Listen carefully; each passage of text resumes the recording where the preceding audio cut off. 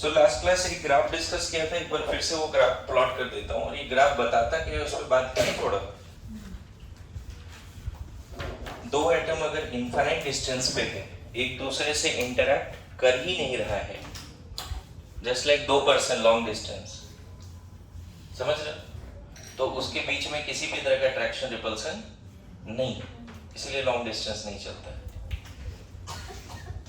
Okay, तो atom अगर दो एटम इनफाइनाइट डिस्टेंस पे है तो उसके बीच में किसी भी तरह का अट्रैक्शन रिपल्सन नहीं है, तो उसकी पोटेंशियल एनर्जी क्या बोलते हैं, ये पोटेंशियल एनर्जी है और ये है distance between atom, distance between atoms. मैंने हाइड्रोजन एटम का एग्जांपल लिया था।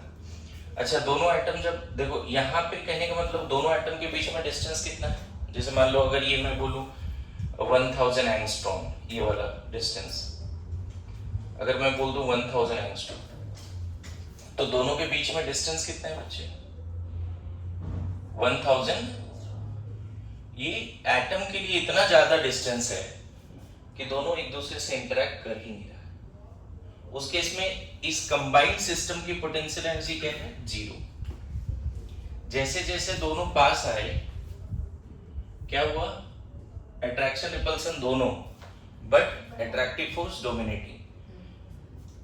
पास आने से अट्रैक्शन नहीं होता है क्या, तो दोनों के बीच में जैसे अट्रैक्शन शुरू हुआ, पोटेंशियल एनर्जी नेगेटिव होना शुरू हुआ।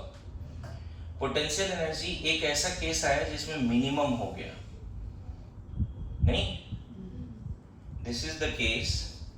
इस केस में मान लो ये 10 एंगस्ट्रॉम है, तो इन बिटवीन मान लेते हैं ये 500 है या 100 है, मान लेते हैं। जैसे अगर डिस्टेंस 100 है ना दोनों के बीच में, दोनों के बीच में डिस्टेंस अगर 100 है, एक काम करते हैं, इसको 100 करते हैं, इसको 500 करते हैं। चलो, डिस्टेंस अगर 500 है तो पोटेंशियल एनर्जी कम तो हुआ है क्योंकि नेट अट्रैक्शन ही है।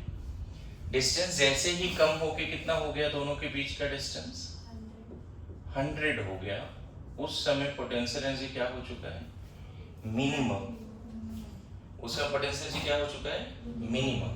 अब जैसे ही इसको और पास लाओगे, याद करो लास्ट क्लास बोला था और पास याद है, और पास लाओगे तो क्या होगा, अब सडनली रिपल्सन, समझ गया ना, तो लॉन्ग डिस्टेंस भी नहीं चलता है, बहुत शॉर्ट डिस्टेंस भी नहीं चलता है, ध्यान रखना। Excess of anything is dangerous.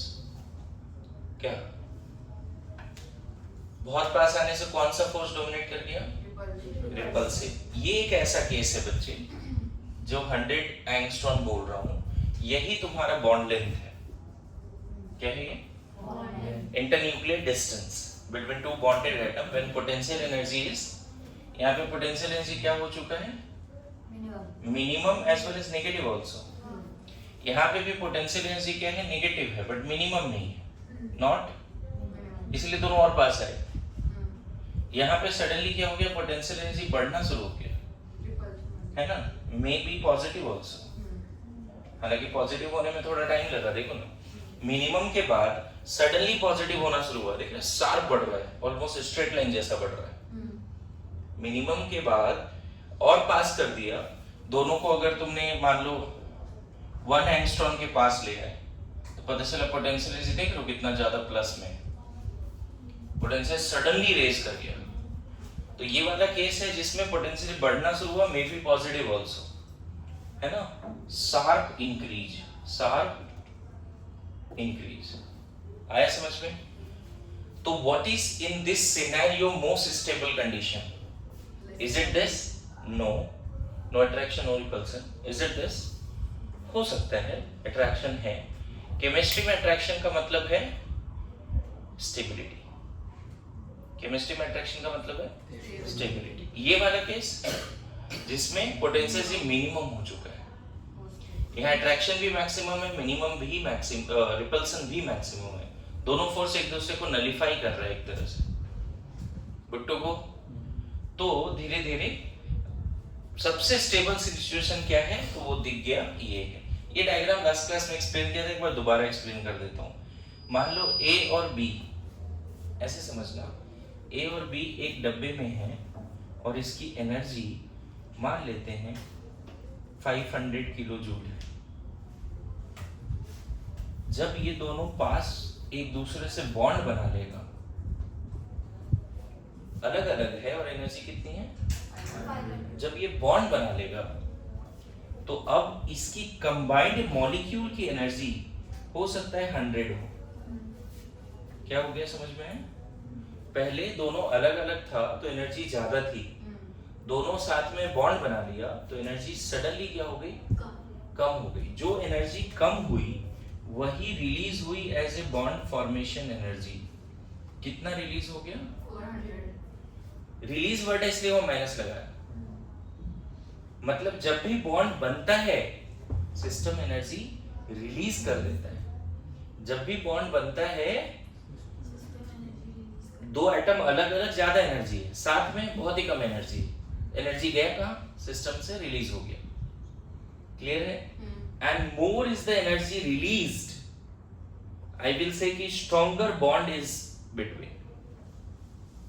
जितना ज्यादा एनर्जी रिलीज होगा ड्यूरिंग बॉन्ड फॉर्मेशन उतना ही स्टेबल बॉन्ड बनेगा। इसका मतलब एक लाइन हमेशा याद रखो, जैसे मैंने कभी बोला था ionisation energy of an isolated gases happen always positive, endothermic. याद है? किसी न्यूट्रल एटम से इलेक्ट्रॉन निकालना है तो हमेशा क्या देना पड़ेगा, एनर्जी देनी पड़ेगी। याद है? कल एग्जाम में बच्चे प्लीज सपोर्ट करो। Ionisation energy is always positive, है ना? जबकि कोई एटम में इलेक्ट्रॉन डालना है तो दोनों हो सकता है। ये बातें हमने किया था, क्लियर? याद है? Good to go. उसी तरह से आज के बाद ये लाइन रट लो, bond formation is always exothermic. जब भी बॉन्ड बनेगा, इसमें एक्सेप्शन है ही नहीं। ए और बी अलग अलग है, दोनों एटम ऐसा है बच्चे जिसका ऑक्टेट पूरा नहीं है। जैसे मान लो ये भी O है और ये भी O है, या ये N है ये N है। मेरी बात समझ रहे हो? या फिर हो सकता है ये H है ये H है, या फिर हो सकता है ये H है ये Cl है। ये सारे केसेस हो सकते हैं। मेरी बात समझ रहे हो? बोलो, H और Cl जोड़ेगा HCl बन जाएगा, HH H2, OO O2, NN N2. Whenever atoms having incomplete octet combines, they are together stable. हम क्या पढ़ रहे हैं? टॉपिक क्या था? Why chemical bond, why bonds are formed? Cause of chemical bond formation. क्या रीजन है बॉन्ड बनने का? तो लास्ट क्लास एक तो बता दिया था, टू गेट द ऑक्टेट। थोड़ा बहुत तो बताया था, टू गेट द ऑक्टेट। दूसरा रीजन अभी हम एक्सप्लोर क्या कर रहे हैं? minimum energy, to get the stability, to get the minimum energy state. Whenever atoms are separate अगर है तो उसकी स्टेबिलिटी उतनी है नहीं। आपको पता है एटम कंबाइंड फॉर्म में ही स्टेबल है, एलिमेंटल फॉर्म में ज्यादा स्टेबल नहीं है, क्योंकि एलिमेंटल फॉर्म में जो स्टेबल है वो इनर्ट गैस वगैरह है। इस एटमॉस्फेयर में सिर्फ O एटम नहीं घूम रहा है। क्या घूम रहा है? O2। सिर्फ N नहीं है, क्या है? N2। Good to go everyone? हाँ। तो इंडिविजुअली एटम्स अगर है किसी डब्बे में तो उसकी हीट कंटेंट क्या है? बहुत ही ज्यादा है। इंडिविजुअली एटम है किसी डब्बे में तो उसकी हीट कंटेंट क्या है? बहुत ही ज्यादा है। और अगर अलग अलग है, साथ में है तो एनर्जी देखो, उसकी खुद की एनर्जी कम हो गई, तो ये एनर्जी गया कहाँ बच्चे? इसीलिए मैं बोल रहा हूँ bond formation is always exothermic. पता है जो एनर्जी रिलीज हुई, this is what decrease in potential energy. पता चला यही वाला एनर्जी कितना है? बात समझे? ये जो पोटेंशियल देख रहे हो नेगेटिव एक्सिस पे दिख रहा है ना पोटेंशियल एनर्जी, तो ये जो बॉन्ड एनर्जी रिलीज होती है वही decrease in potential energy system का। अभी इलेक्ट्रोस्टैट बहुत अच्छे से नहीं पढ़े, इसलिए ये बातें नहीं समझोगे कि चार्ज के बीच में पोटेंशियल एनर्जी कैसे होता है। ऑल्दो मैंने थोड़ा बहुत एटॉमिक स्ट्रक्चर बताया है। Potential energy between two charge particle is k(q1 q2) by r। r square नहीं, फोर्स है, कूलम्बिक फोर्स में r square, k(q1 q2) by r। Force में लिखा है k(q1 q2) by r। और एक बात बता दूं, अगर अपोजिट चार्ज है ना तो पोटेंशियल एनर्जी नेगेटिव होता है। क्लास से बोला था कि एटम और इलेक्ट्रॉन के बीच में H-like एटम जो है बोर्स मॉडल, उसमें इलेक्ट्रॉन की एनर्जी कितनी है? Total energy -13.6 electron volt Z² by n square, ये टोटल एनर्जी है इलेक्ट्रॉन की। याद आ रहा है? बोलिए। तो इन द सेम वे दो एटम जब पास आते हैं तो नेट फोर्स अट्रैक्टिव ही है, इसीलिए पोटेंशियल से क्या हो जाती है? नेगेटिव। अगर दो चार्ज पार्टिकल के बीच में या दो पार्टिकल के बीच में रिपल्सन है इलेक्ट्रोस्टैटिक, तो पोटेंशियल इज पॉजिटिव। दो चार्ज पार्टिकल के बीच में इलेक्ट्रोस्टैटिक अट्रैक्शन है, तो पोटेंशियल एनर्जी नेगेटिव। देखो ये बातें मैं बोल रहा हूं, आप चाहो तो लिख भी लो, ज्यादा सही रहेगा। ऑल द एटॉमिक स्ट्रक्चर में लिखाया है हमने। अब यहाँ पे मैंने क्या बोला? द एनर्जी, ऐसे लिख लेना, द एनर्जी रिलीज्ड, है ना, during bond formation, the energy release during bond formation, है ना, is equal to decrease in potential energy. जितना पोटेंशियल ये डिक्रीज हो रहा है उतना ही बॉन्ड एनर्जी है। The energy release during bond formation is equal to decrease in potential energy. ये पॉइंट बड़ा इंपॉर्टेंट है ना? लिखिए जल्दी से। ये ग्राफ बना लिया होगा तो एक बार इसमें जज्बात लिखना शुरू कीजिए। क्या जज्बात की? कि bond formation is always exothermic. Time दूंगा मैं लिखने का। अभी क्या है कि एक बात और यहाँ पे डिस्कस कर लेते हैं। ये हटा दो बच्चे ग्राफ। क्या ये ग्राफ अब याद हो जाएगा? क्या सपनों में ग्राफ आएगा? नहीं। सर ग्राफ शब्द में कैसे आ सकता है? एक मिनट। हाँ ठीक है। जब पहला बैच यहाँ पे बना था और जब मैं डेली मोल पढ़ा रहा था, मेरे सपने मोल आ रहे थे, डेली आ रहे थे, रोज पढ़ा के मोल ही आ रहा था। सब सपने में भी बोल रहा हूँ कि एटॉमिक नंबर, मास नंबर, भाई थप्पड़ मारिए क्लास में करिए, मत करिए सब। खैर देखो, अगर एक्स वाई से बॉन्ड बना लेता है, एक्स वाई बॉन्ड, और मान लो बॉन्ड एनर्जी लिखा है -500 किलो जूल। ए बी से बॉन्ड बना लेता है, ए बी बॉन्ड, और बॉन्ड एनर्जी लिखा है -300 किलो जूल। तो बता सकते हो स्टेबिलिटी, है ना, ऑफ बॉन्ड्स, कौन सा बॉन्ड ज्यादा स्टेबल है? अगर तुम्हें समझ में आ गया है कंसेप्ट, तो एक्स वाई के बीच का बॉन्ड ज्यादा स्टेबल है या ए बी के बॉन्ड? एक्स कम एनर्जी ज्यादा स्टेबल है। हाँ तो माइनस में एनर्जी कम हो गई कि? अच्छा हाँ। इस बॉन्ड, ये जब बॉन्ड बना इतना एनर्जी रिलीज हुई, हाँ। और ये बॉन्ड जब बना तो थोड़ा कम एनर्जी रिलीज हुआ। हाँ। जितना ज्यादा एनर्जी रिलीज हुई मतलब उसके ग्राफ में उतना मैक्सिमम ऑफ मिनिमम होगा ना, नीचे जाएगा। X Y. तो सबसे स्ट्रॉन्ग बॉन्ड कौन है? अगर स्ट्रेंथ वाइज बात करें, स्टेबिलिटी भी बोल सकते हो और स्ट्रेंथ ऑफ बॉन्ड भी बोल सकते हो, स्ट्रेंथ ऑफ केमिकल बॉन्ड। तो जितना ज्यादा एनर्जी रिलीज होगी उतना ही स्ट्रॉन्गर बॉन्ड बनेगा, उतना ही स्टेबल बॉन्ड भी बनेगा। More is the bond formation energy, more is the energy release during bond formation, more stable bond will be formed, more stronger bond will be formed. समझ में आ रहा है केमिस्ट्री में क्या चल रहा है? क्लियर है? पक्का? सबसे स्ट्रॉन्ग मतलब, अच्छा एक चीज और, ये दोनों हाईली अनस्टेबल है और ये दोनों हाईली स्टेबल है, तभी तो ज्यादा एनर्जी रिलीज किया ना। हाईली अनस्टेबल एटम्स जब जुड़ते हैं तो हाईली स्टेबल बॉन्ड बनता है। तो हाईली अनस्टेबल मतलब मैं समझ गया, ठीक है कोई नहीं। हाईली अनस्टेबल एटम्स जब जुड़ते हैं तो हाईली स्टेबल बॉन्ड बनता है और large amount of energy release होता है। गुड टू गो?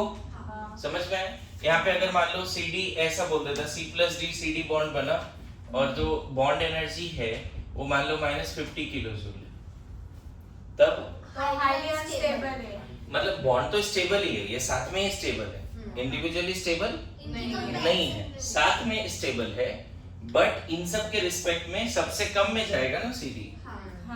बोलो। सो हम बोल सकते हैं bond energy more negative then bond is strong, very stable. Bond काफी ज्यादा स्ट्रांग होगा, बॉन्ड एनर्जी अगर ज्यादा नेगेटिव होगा तो जो बॉन्ड बना वो काफी स्ट्रांग होगा, वेरी स्टेबल होगा. At the same time atoms individually highly unstable बोले या स्टेबल बोले? एटम्स हाईली, जो सेपरेटली एटम्स है हाईली अनस्टेबल है. बॉन्ड स्टेबल है, मॉलिक्यूल स्टेबल है. मतलब molecules together very stable. Molecules together very stable. ठीक है, लिख के रखो. Molecules together very stable. लिखो. नेक्स्ट. तो ये बात समझ में आई, बॉन्ड स्ट्रॉन्ग कब होगा? जब एटम्स हाईली अनस्टेबल होंगे, है ना.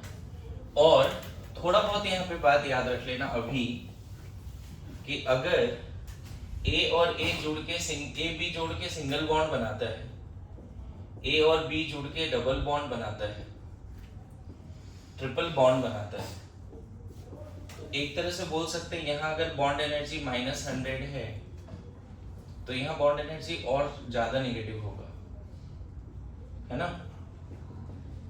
डेटा बस ऐसे ही लिख दिया, लेकिन बस ये समझना कि more bonds more stable together, stronger bond, more bond strength, है ना. एक बॉन्ड बनता है ना तो हम बोलते हैं बॉन्ड ऑर्डर 1 है. 2 बॉन्ड बनता है तो बॉन्ड ऑर्डर 2, 3 बॉन्ड बनता है तो bond order 3. Bond order is the number of bonds, है ना.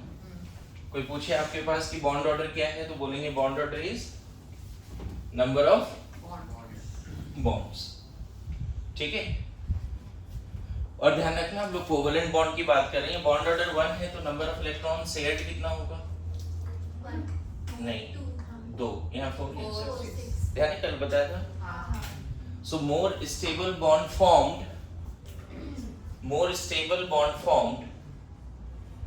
है ना, या more is the bond order, more is the bond energy released.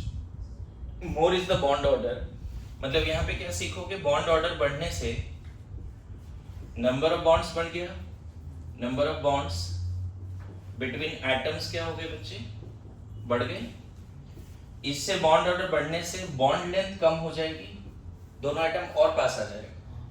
पता है ये 10 एंगस्ट्रॉम है तो ये 8 है, ये 5 है, ऐसा और पास आ गए. इंटरन्यूक्लियर डिस्टेंस यहाँ पे कितना बोल रहा हूँ मैं? 10, यहाँ 8. ऐसे ही समझाने के लिए, data not up to scale, बस समझाने के लिए बता रहा हूँ. एग्जैक्टली तो क्वेश्चन देखना पड़ेगा. बॉन्ड लेंथ कम होगी, स्ट्रेंथ क्या होगा? स्ट्रेंथ बढ़ेगी. स्टेबिलिटी क्या होगी? किसकी स्टेबिलिटी? इंडिविजुअल या कंबाइंड में? कंबाइंड में. ये सब बातें दिमाग में बैठा लो. ठीक है, क्लियर हो रहा है यहाँ तक?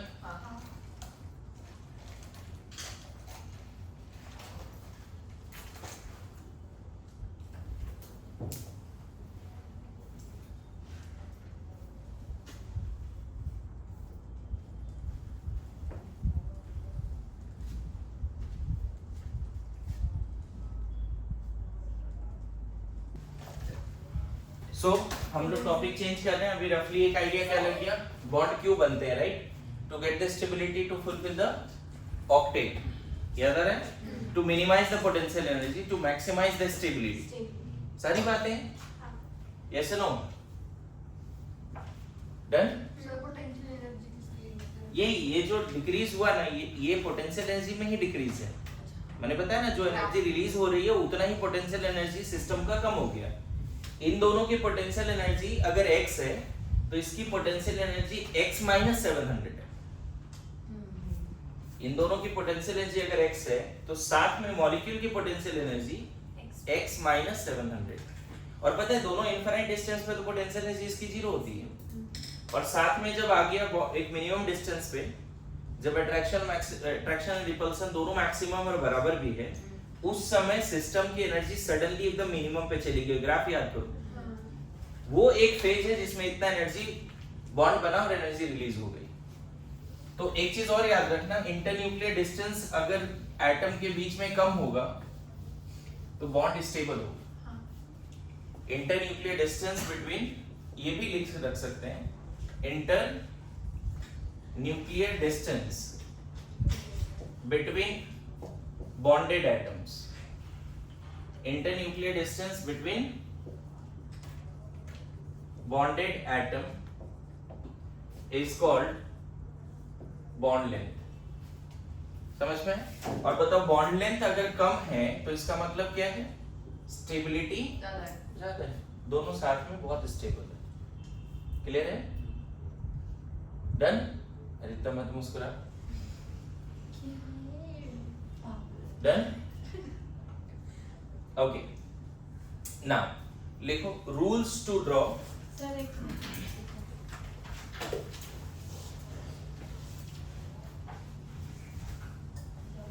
अब एक ऐसा पार्ट पढ़ाने जा रहा हूँ, है ना? मैं नेक्स्ट वीडियो में उसको भी रिकॉर्ड भी कर लूंगा, जो one of the best part होने वाला है, ऐसे समझो, है ना?